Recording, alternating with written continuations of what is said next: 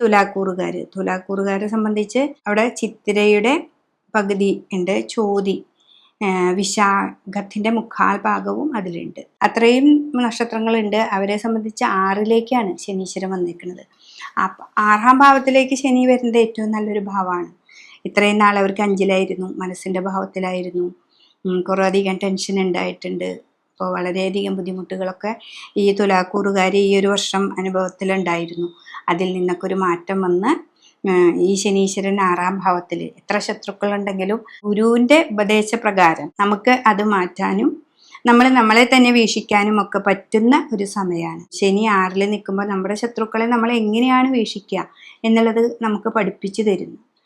അപ്പോൾ നമ്മുടെ ശത്രുവാണോ മിത്രമാണോ എന്നല്ല, നമ്മുടെ വാക്കുകളിലൂടെ പോയിട്ടാണെങ്കിലും എന്ത് കാര്യത്തിനും നമ്മളെ എങ്ങനെയാണ് ഒരു കാര്യം സോൾവ് ചെയ്യുന്നതെന്നൊക്കെ നമുക്ക് ശനീശ്വരൻ ഒരു അറിവ് തരുന്നതാണ്. 2.5 വർഷക്കാലം ഉണ്ടല്ലോ.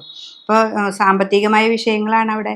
അപ്പോൾ 6ാം ഭാവം ശത്രു രാശിയും കൂടിയുണ്ട്. ശനി പാപഗ്രഹമായതുകൊണ്ടാണ് നമുക്കത് നല്ലതെന്ന് പറയുന്നത്. പക്ഷെ സാമ്പത്തികമായിട്ട് ഇടപാടുകൾ നടത്തുമ്പോൾ വളരെയധികം ശ്രദ്ധിക്കണം.